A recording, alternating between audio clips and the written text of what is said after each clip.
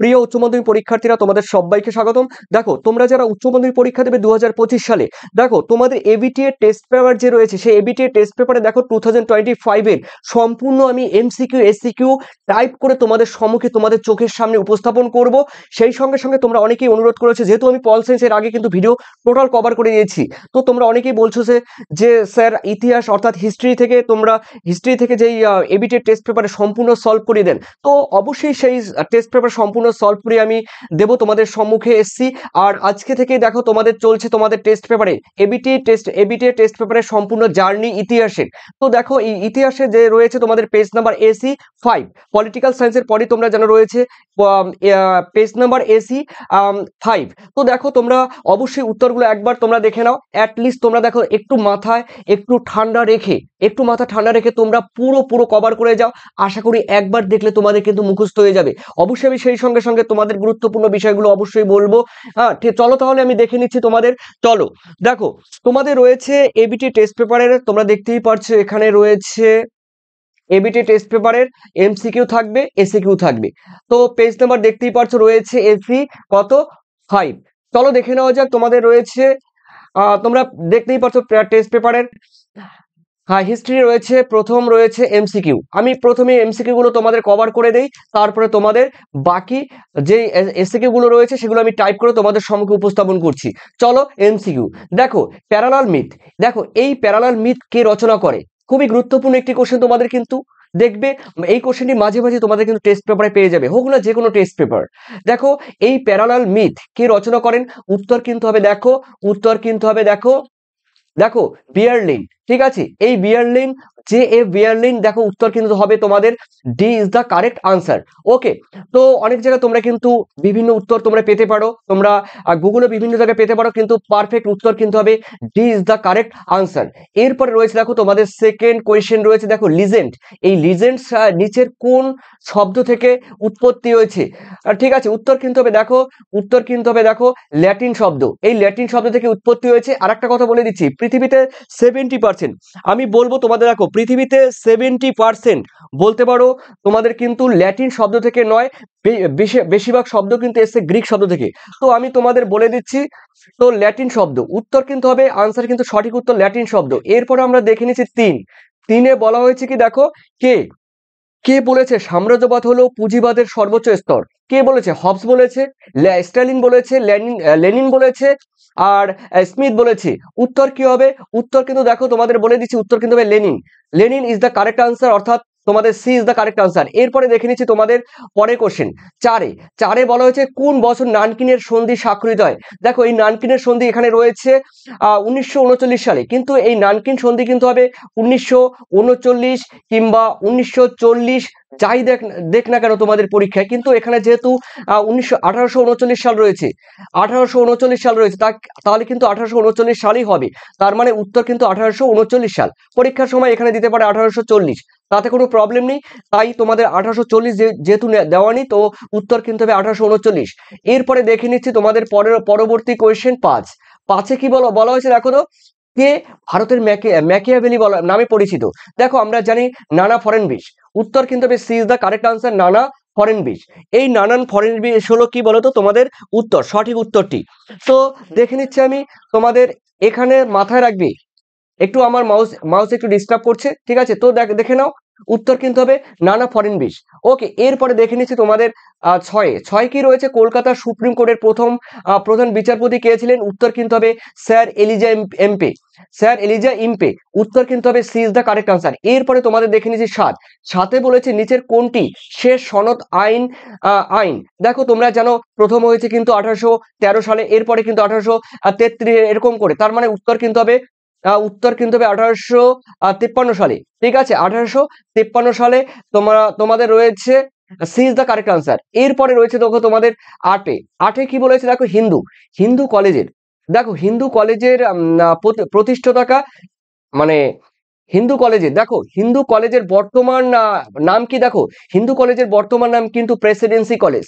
ঠিক আছে, উত্তর কিন্তু হবে B is the correct answer. আর ভিক্টোরিয়া কিন্তু আমার মিস্টেক করে দাগ হয়েছে, কিছু মনে করো না। এরপরে রয়েছে তোমাদের দেখো 9, কে প্রতিষ্ঠা করেন দেখো সত্যশোধক সমাজ, এই সত্যশোধক সমাজ কে প্রতিষ্ঠা করেন? উত্তর কিন্তু হবে জ্যোতিরাও ফুলে। উত্তর কিন্তু C is the correct answer. এরপরে রয়েছে দেখো তোমাদের 10 বলা হয়েছে কবে ভারতবর্ষে বিবাহ পুনর্বিবাহ আইন দেখো পাশ হয়? উত্তর কিন্তু 1856 সালে।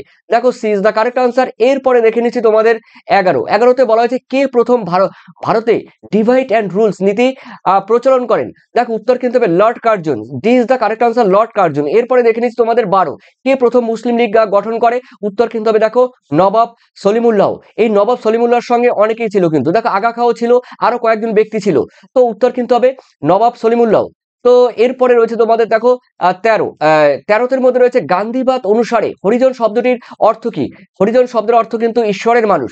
বোঝা গেল, ঈশ্বরের মানুষ, অর্থাৎ C is the correct answer. এরপরে রয়েছে তোমাদের 14, দেখো দ্বিতীয় বিশ্বযুদ্ধের সময় আমেরিকার রাষ্ট্রপতি কে ছিল? দেখো উত্তর হবে Roosevelt. C is the correct answer, Roosevelt. তারপরে দেখে নিচ্ছি তোমাদের রয়েছে 15, তাম্রলিপ্ত জাতীয় সরকারের সর্বাধিনায়ক কে ছিলেন? উত্তর কিন্তু হবে দেখো Satishchandra Samanta. D is the correct answer. এরপরে রয়েছে তোমাদের 16তে বলা হয়েছে ক্যাবিনেট মিশন ভারতবর্ষে কোন বছর আসে?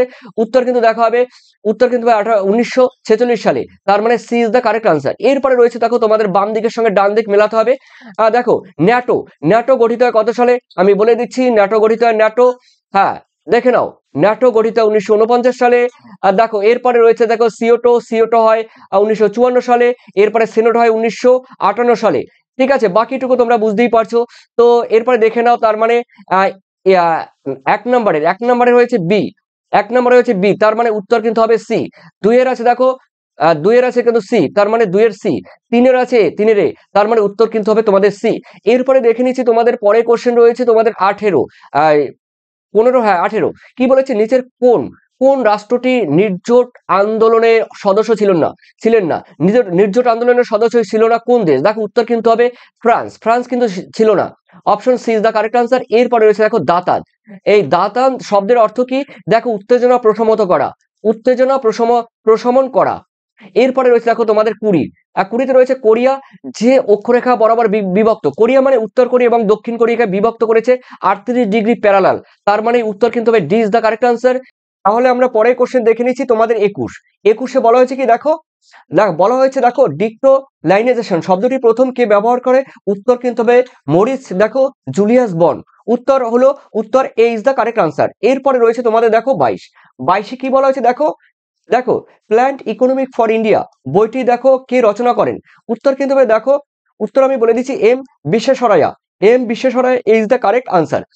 এরপরে তোমাদের রয়েছে দেখো 23 কি বলেছে? দেখো ভারতের প্রথম মুখ্য নির্বাচন কমিশনার কে রয়েছে? দেখো Sukumar Sen. B is the correct answer. এরপরে রয়েছে দেখো তোমাদের 24, সার্কের প্রতিষ্ঠাকালে কতগুলি সদস্য ছিল? দেখো উত্তর কিন্তু হবে 7টি দেশ ছিল। ঠিক আছে, নেপাল, বাংলাদেশ, ভারত, পাকিস্তান, মালদ্বীপ, এরকম করে 7টি দেশ ছিল। কিন্তু শেষে কিন্তু দেখো যুক্ত হয়েছে 8টি দেশ। আরেকটি দেশ হয়েছে আফগানিস্তান কিন্তু সার্কের একদম শেষে যুক্ত হয়েছে, যেটি 2007 সালে। এটি কিন্তু মাথায় রেখো। আর সার্কের প্রথম কিন্তু দেখো সার্কের হেডকোয়ার্টার কিন্তু নেপালের কাঠমান্ডুতে। আর সার্কের প্রথম সম্মেলন বা অনুষ্ঠান হয়েছিল কিন্তু পূর্ববঙ্গের মানে বাংলাদেশের ঢাকায়। ওকে, হেডকোয়ার্টার কিন্তু নেপালের কাঠমান্ডুতে। এরপরে দেখে নিচ্ছি তোমাদের রয়েছে এসএ কিউ। এই এসএ কিউ গুলো তোমরা উত্তর সম্পূর্ণ দেখে নাও। চলো দেখে নেওয়া যাক। তো উত্তরগুলো আমি প্রথমেই বললাম টাইপ করে তোমাদের সামনে নিয়ে এসেছি দেখো এসএ কিউ গুলো। আর তোমরা যারা এইচএস এবিটি টেস্ট পেপারের সলভ পেজ তো একটা পাচ্ছ, বাকি পেজগুলো যতগুলো রয়েছে দেখো তোমাদের এবিটি এর যত পেজগুলো রয়েছে তোমাদের, আর অন্যদিকে তোমাদের লাস্ট মিনিট সাজেশন দেখো ফুললি তোমাদের সাজেশন রয়েছে, সেগুলো তোমরা এমসিকিউ পাচ্ছ, এসিকিউ পাচ্ছ, আর রয়েছে ব্রড কোয়েশ্চেন। এই সম্পূর্ণ পাচ্ছ তোমরা কিন্তু উত্তর সহ, লাস্ট মিনিট সাজেশন উত্তর সহ। হ্যাঁ, পুরো কিন্তু আনসার দেওয়া আছে, সেই সঙ্গে এবিটি সলভ পাচ্ছ। এগুলো কিন্তু নিতে গেলে অবশ্যই তোমাদের পেমেন্ট করতে হবে 135। ওকে, পুরো ফুললি তোমরা কিন্তু হোয়াটসঅ্যাপে পিডিএফ পেয়ে যাবে। এরপরে চলো রয়েছে রয়েছে আফ্রিকাকে কেন অন্ধকারাচ্ছন্ন মহাদেশ বলা হয়? দেখো আফ্রিকা মহাদেশ ইউরোপের কাছে কিন্তু অজ্ঞাত ও অনাবিষ্কৃত ছিল। এই অঞ্চলের যে দুর্গম অঞ্চল, তারপরে রয়েছে দেখো পর্বত, খরস্রোতা নদী রয়েছে, ঊষর মরুভূমি রয়েছে, অস্বাস্থ্যকর জলবায়ু, আদিম অধিবাসীদের প্রতিকূলতার কারণে এই মহাদেশ সম্পর্কে মানুষের একসময় কিন্তু অজানা ছিল, তাই একে অন্ধকারাচ্ছন্ন মহাদেশ বলা হয়। এরপরে রয়েছে দেখো তোমাদের মুক্তদার নীতি বলতে কি বোঝো? দেখো, কোনো শিল্প ও কৃষিতে উন্নত দেশ বা দেশগুলি যখন অন্য দেখো দেশ বা দেশগুলিতে পণ্য সামগ্রী সরকার কর্তৃক কোনো শুল্ক বা বাধা ছাড়াই কি কি করে বলতো অবাধে বাজারে প্রবেশ করতে পারে, কমা হবে, তখন তাকে মুক্তদার নীতি বলে। এরপরে তিনে রয়েছে দেখো মার্কেন্টাইলসবাদ কি? দেখো, এই মার্কেন্টাইলবাদ দেখো শব্দটি প্রথম কে ব্যবহার করে? উত্তর কিন্তু হবে দেখো প্রখ্যাত ব্রিটিশ অর্থনীতিবিদ দেখো অ্যাডাম স্মিথ। তার কিন্তু বিখ্যাত একটি গ্রন্থ রয়েছে ওয়েলথ অফ নেশনস। এই গ্রন্থে মার্কেন্টাইলবাদ শব্দটি প্রথম কিন্তু ব্যবহার করে। তো প্রিয় শিক্ষার্থী, তুমি দেখতেই পাচ্ছ এবিটিএ টেস্ট পেপারে সম্পূর্ণ রয়েছে, তোমরা কিন্তু পেয়ে যাবে, সলভ পেয়ে যাবে। সেই সঙ্গে তোমরা যারা এই পিডিএফ নেবে, দেখো suggestion, MCQ, SCQ, broad question যেগুলো রয়েছে তোমাদের দেখো পুরো পুরো ট্রিপল স্টার রয়েছে। তারপরে রয়েছে তোমাদের ভিবিআই, এরকম করে কিন্তু তোমাদের ব্রড কোশ্চেন যেগুলো থাকবে 8 নম্বরের, 5 8 40, মানে একটা কোশ্চেন আর 8 নম্বর, এই 40 নম্বর তোমরা কিন্তু broad question triple star VVI থাকছে। সেই সঙ্গে সঙ্গে তোমাদের এমসিকিউ, এসিকিউ, ব্রড কোশ্চেন এগুলো কিন্তু তোমাদের বাছাই করা থাকবে। সুতরাং আমি বলে দিচ্ছি যে দেখো এই এবিটিএ টেস্ট পেপারের সম্পূর্ণ সলভ। আর তোমরা যারা নেবে তোমরা কিন্তু সম্পূর্ণ এই হোয়াটসঅ্যাপে কিন্তু তোমরা যোগাযোগ করবে, তবে অবশ্যই তোমাদের কিন্তু পেমেন্ট করতে হবে 135-এ। দেখো এরপরে রয়েছে প্রথম শিল্প বিপ্লব কোথায় দেখা দিয়েছিল? দেখো উত্তর কিন্তু হবে ইউরোপ মহাদেশের মধ্যে ইংল্যান্ডে সর্বপ্রথম শিল্প বিপ্লব দেখা গিয়েছে। ঠিক আছে, তো এরপরে রয়েছে দেখো উপযোগিতাবাদ। দেখো উপযোগিতাবাদ বা উপযোগবাদ একই, কিন্তু উপযোগবাদ আর উপযোগিতাবাদ আমি বলে দিচ্ছি। দেখো 18 ও 19 শতকে ইংরেজ চিন্তাবিদদের সমাজ দর্শনের উপর প্রতিষ্ঠিত রাজনৈতিক চিন্তা ভাবনা হলো এই উপযোগিতাবাদ। দেখো এই সময় ইউরোপে শিল্প বিপ্লবের ফলে আর্থসামাজিক ব্যবস্থা দ্রুত পরিবর্তন ঘটে, পুঁজিবাদ ও শিল্প শ্রমিকদের উত্থান ঘটে। ওই সময় শ্রমিক শ্রেণীর দুর্নীতির দেখো মধ্যে নিক্ষিপ্ত হয়, আর অধিকারহীন দেখো এই সম্প্রদায়ের পক্ষে নেন ইংল্যান্ডের বুদ্ধিজীবী গোষ্ঠী। ঠিক আছে, সেটি হলো উদারযোগিতাবাদ বা উদারযোগবাদ।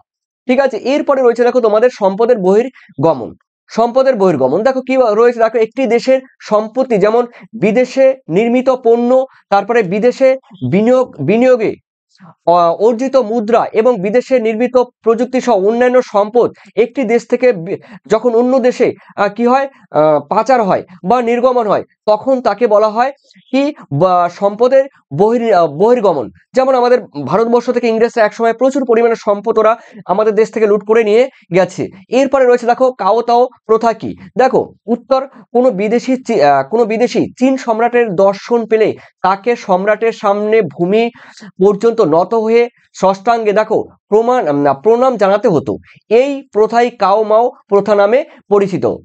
ঠিক আছে, কাওতাও, এই কাওতাও প্রথাটা হলো একটি বিশেষ করে দেখো যে কোনো বিদেশিরা যখন চীনের সম্রাটের কাছে আসতো, তো তার কাছে প্রথমেই তাকে কিন্তু মাথা নষ্ট করে মাথা নিচু করে তাকে কিন্তু তাকে কিন্তু প্রণাম জানাতে হতো। তো সেটি হলো দেখো কাওতাও প্রথা। এরপরে রয়েছে কাদের। দেখো তাদেরকে শ্রীরামপুরে ত্রয়ী বলা হয়, ত্রয়ী মানে 3। দেখো খ্রিস্টান মিশনারি উইলিয়াম কেরি, তারপরে রয়েছে দেখো তারপরে রয়েছে মার্সম্যান রয়েছে, উইলিয়াম ওয়ার্ড রয়েছে, এই 3 জনকে একত্রে কিন্তু শ্রীরামপুরের ত্রয়ী বলা হয়। এরপরে দেখে নাও তোমরা অথবা। দেখো কলকাতা বিশ্ববিদ্যালয়ের প্রথম উপাচার্য কে ছিলেন? দেখো প্রথম উপাচার্য ছিলেন জেমস উইলিয়াম কোলভিল, এবং প্রথম ভারতীয় বললে কিন্তু হবে গুরুদাস বন্দ্যোপাধ্যায়, ভারতীয় বললে। এরপরে রয়েছে দেখো তোমাদের সাথে বলা হয়েছে কে কবে মেট্রোপলিটন ইনস্টিটিউট প্রতিষ্ঠা করে? ঈশ্বরচন্দ্র বিদ্যাসাগর 1872 সালে কলকাতায়। ওকে, এরপরে রয়েছে দেখো তোমাদের রয়েছে, দেখে নিচ্ছি, রয়েছে 8 মে 4th আন্দোলন কি? দেখো 1919 খ্রিস্টাব্দে 1919 খ্রিস্টাব্দে তোমরা জানো জালিয়ানবাগের হত্যাকাণ্ড হয়েছিল অমৃতসর শহরে। এই 1919 খ্রিস্টাব্দে চীনে 4 মে আন্দোলনের নামে সাম্রাজ্যবাদ ও সামন্তবাদ বিরোধী বিখ্যাত আন্দোলনের সূচনা হয়। এরপর তোমাদের অন্যভাবে লিখে দিচ্ছি, তোমরা দেখে নিও।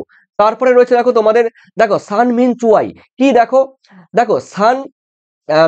সান ইয়াতসেনের রাজনৈতিক দর্শন তার 1924 সালে 16টি ভাষণের উপর ভিত্তি করে গড়ে উঠেছিল, যা সান মিন চু বা দেখো 3 প্রিন্সিপাল অফ পিপল নামে পরিচিত।